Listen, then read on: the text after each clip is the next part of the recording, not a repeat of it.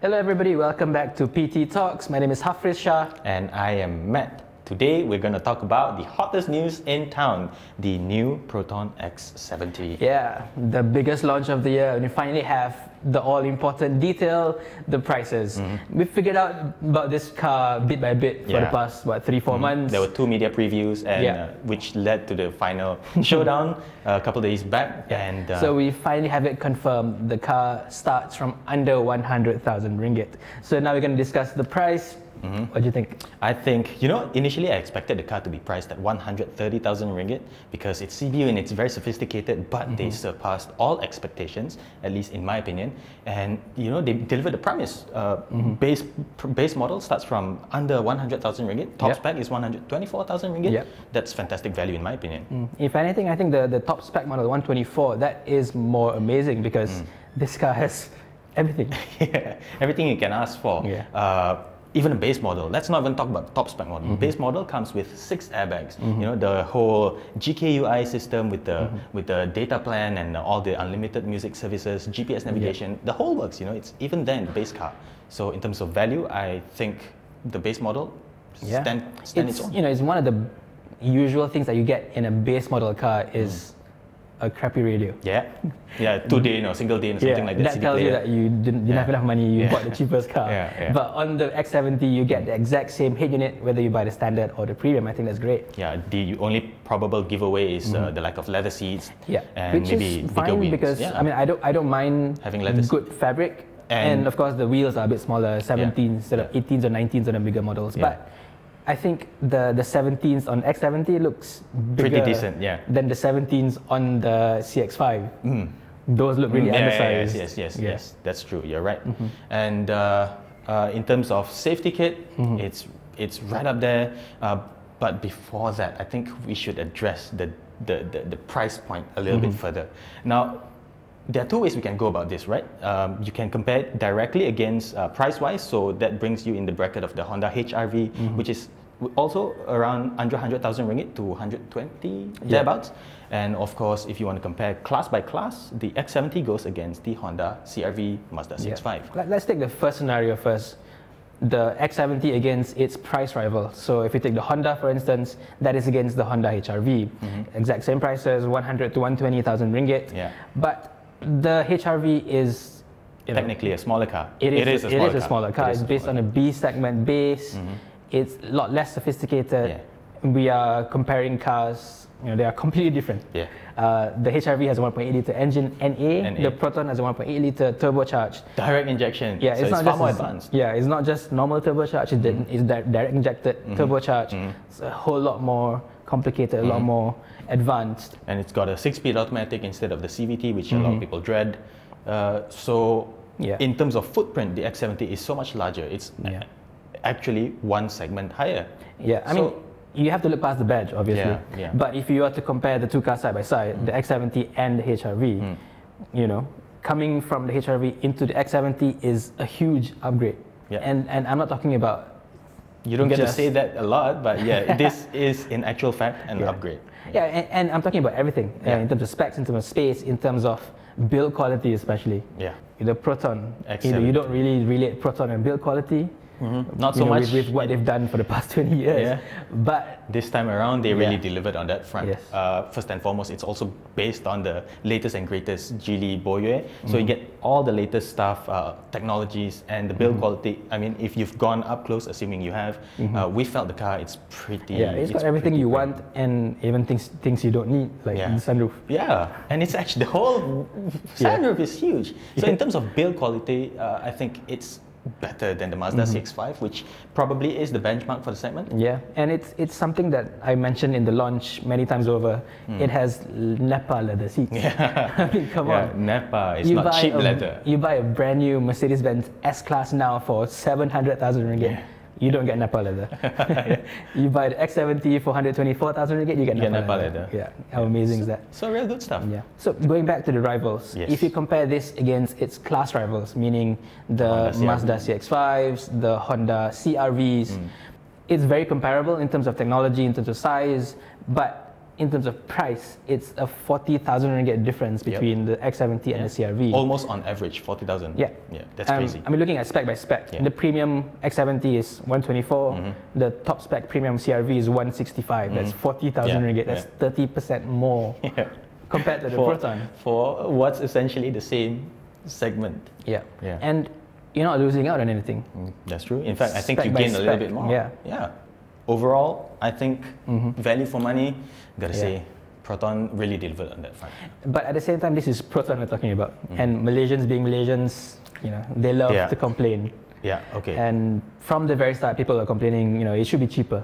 Why should it start from 100,000 ringgit? The top spec should be 100,000 ringgit. In fact, a certain individual came forward and said, you know, the car has to be priced 10 to 15,000 ringgit cheaper. I'm sure you guys know who we're talking about. But let's not go there. Let's not go there. But, you know, I think really the price is justified. I mean, if you take into consideration all the safety features, all the technologies that are involved, and all the effort that Proton has put into, especially in expanding the product, the production plant and the after-sales service, I mean, these are all costs. So, in terms of pricing, I really, I cannot ask for more. As usual, it's incredible value for money. Yeah. But at the same time, it's also not the first time Proton has done this. If you remember, 2012, they came out with the Proton Preve. This was a C-segment sedan. Priced at B-segment. Under what the Japanese B-segment sedans are. This was a C-segment sedan going for 70,000 ringgit, when the B-segment sedans were going for 80,000 ringgit. The same happened with the Pradana, Acordana. That was a D-segment sedan going against the C-segment sedans. But neither of these models sold that well. So people may be asking, you know, is the same thing going to happen again this time? People can't look past the badge. But there are very stark differences though. Because the Preve, if you remember, it never had the best build quality. So if you jump from a Preve into a City, which is technically a less sophisticated car, more affordable, cheaper car, but it felt like an upgrade. Because the fit and finish is somewhat better in the Japanese car as compared to the Preve, and the Pradana, the newest Pradana, is actually based on a nearly 10-year-old car.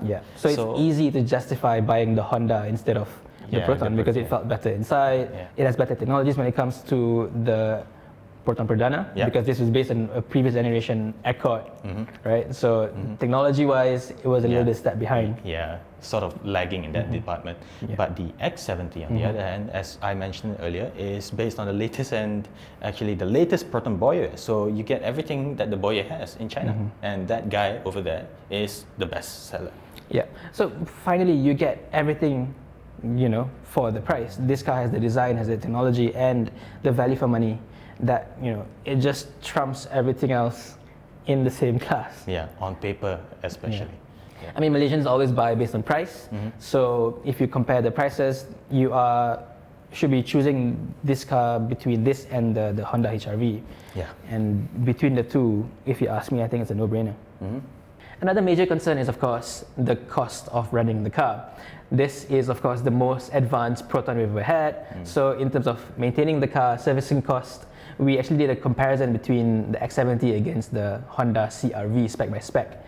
And based on the cost of ownership over 5 years, it's actually cheaper to maintain the CR-V compared to the X70. That's also because the X70 comes with stuff like 19-inch wheels, so it's much larger than what you find on the CR-V. So that adds a little bit to the cost of ownership in the long run. But as we said in the website, in our story, the differences is not huge, but for the full breakdown, you just head over to the website. It's all there.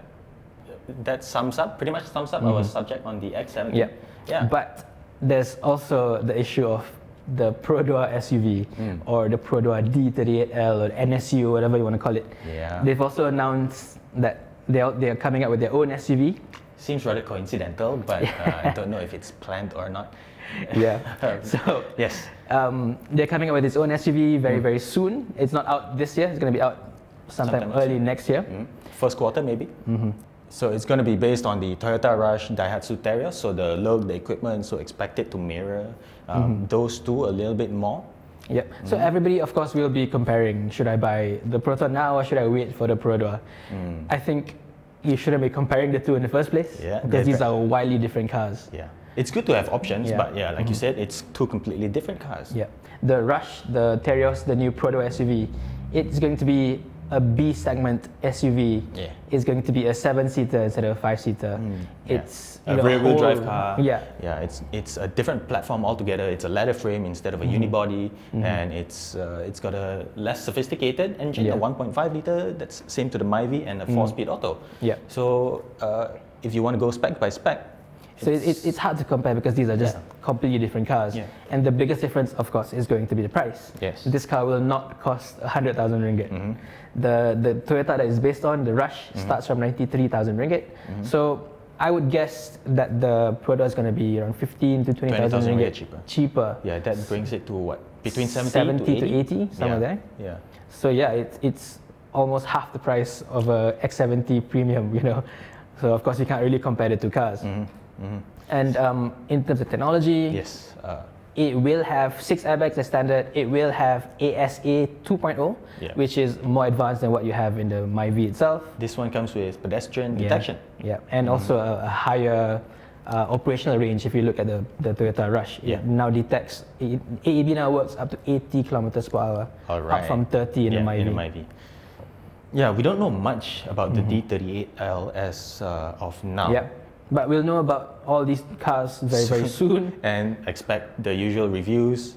I guess. So we'll drive the cars very soon. Yeah. So check out for the full review on paultan.org soon enough. Yeah, I guess that about sums up our subjects for the day. Thank you so much for watching. I guess I will hand it over to Hafriz to close. Yeah, we'll see you soon in the reviews. Thank you for watching. Bye-bye.